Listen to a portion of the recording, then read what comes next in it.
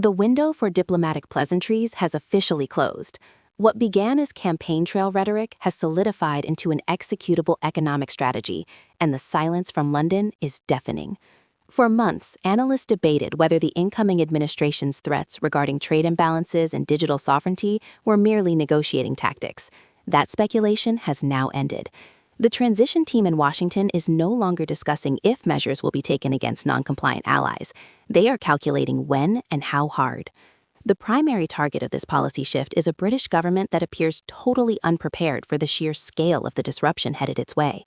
While Downing Street continues to operate under the illusion of standard diplomatic protocols, the American executive apparatus is preparing a fundamental reset of the transatlantic alliance. The special relationship is being subjected to a rigorous audit, and the preliminary results are catastrophic for the current Labour administration. Washington views the UK not as a peer partner, but as a liability, a nation prioritizing ideological conformity over economic competitiveness. The disconnect is absolute.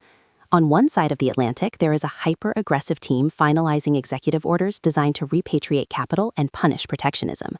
On the other side, there is a prime minister who seems frozen, seemingly banking on a nostalgic version of foreign policy that vanished the moment the election results came in.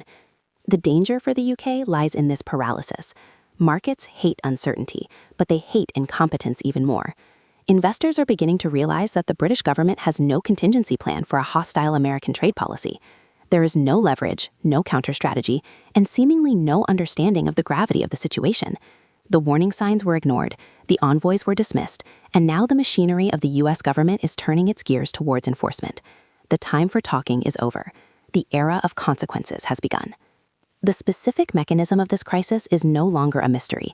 It is a finalized policy document awaiting a signature. The strike authorized by the president-elect is not military, but it is equally destructive.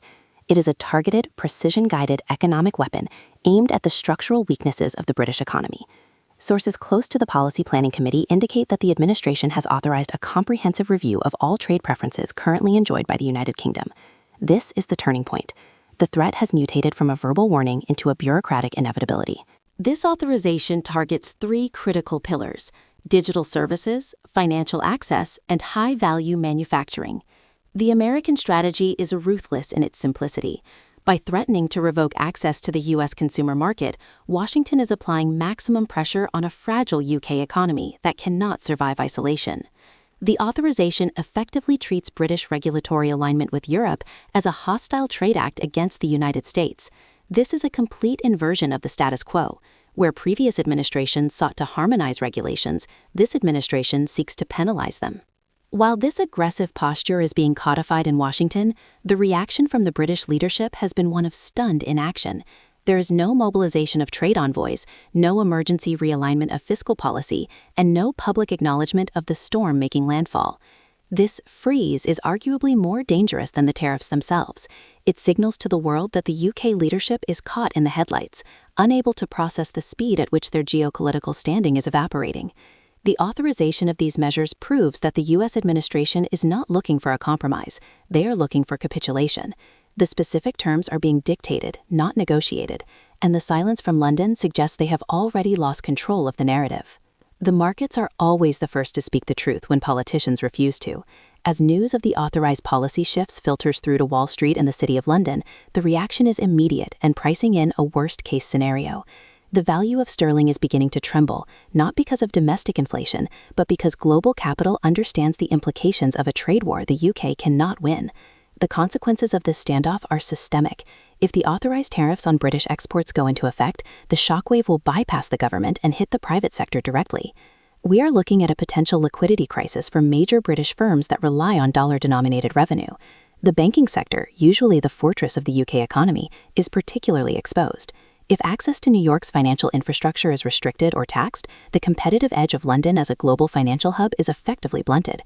This is not just a dip in quarterly profits, it is an existential risk to the service-based economy that keeps the UK afloat. The risk is compounded by the fact that the UK is structurally defenseless. It relies on the US for defense, for intelligence, and crucially for a trade surplus. The systemic implication is a sovereign risk reevaluation. Credit rating agencies and institutional investors are watching the Prime Minister's freeze with growing alarm. A government that cannot protect its core industries from its closest ally is a government that cannot guarantee stability. The risk premium on British assets is rising. Capital is cowardly. It flees from uncertainty. With Washington threatening to cut the lifeline and London unable to formulate a response, smart money is moving out. The economic damage is happening now, even before the first tariff is officially levied, purely based on the anticipation of the crash. This confrontation has brutally exposed the asymmetry of power between the two nations. For decades, diplomatic language masked the reality that the UK needs the US far more than the US needs the UK. That mask has now been ripped off. The dynamic is no longer a partnership of equals. It is a relationship between a superpower and a client state that has stepped out of line. Washington holds all the cards: energy independence, the world's reserve currency, and the largest consumer market on the planet. London holds debt, declining productivity, and a dependency on foreign energy and security. The conflict highlights a clash of operational styles. The American approach is transactional and speed-oriented. Fix the trade deficit or face the penalty. The British response is bureaucratic and slow, trapped in committees and legal reviews that are irrelevant to the current threat. This power mismatch creates a dangerous vacuum. The U.S. administration knows it can endure a trade war with the UK without suffering significant domestic damage. The UK, however, faces immediate recessionary pressures if it loses its preferred access to American markets. Attempts by British diplomats to leverage historical ties or shared values are failing because the currency of the relationship has changed. Power is now measured in trade balances and regulatory freedom. The Prime Minister's inability to grasp this shift has left his administration exposed. He is trying to play a game of chess while the opponent is boxing. The institutional response from the UK, seeking support from European neighbors or international bodies, only reinforces the American accusation that Britain has chosen globalism over the bilateral alliance. The power dynamic is ruthlessly clear. One side dictates the timeline, and the other side simply waits for the impact. The trajectory of this crisis points toward a singular, unavoidable binary choice. The ambiguity is gone. The future of the British economy now rests on a decision that must be made in Downing Street: align with the new American reality or face economic isolation. The freeze cannot last forever. Eventually, the pain radiating from the business sector will force a political reaction. But by then, the terms of surrender may be even harsher. The timeline is accelerating. The incoming administration has made it clear that they want this issue resolved within the first 100 days of taking office. What comes next is a period of intense volatility. If the UK government continues to stall, we will likely see snapback tariffs implemented without further warning. These will not be broad, sweeping taxes, but surgical strikes against politically sensitive industries, automotive, whiskey, and pharmaceuticals, designed to maximize political pain for the ruling party. The goal is to force a change in behavior through economic shock therapy. This is a critical juncture for the nation's history. The outcome will decide whether the UK remains a core part of the Anglosphere's economic engine or drifts into becoming a regulated, low-growth satellite of the European bloc. The warning from Washington is an ultimatum disguised as policy. Sovereignty requires strength, and right now, the UK is projecting weakness. The strike has been authorized. The weapon is loaded. The only variable remaining is whether the Prime Minister can thaw out of his paralysis long enough to stop the trigger from being pulled.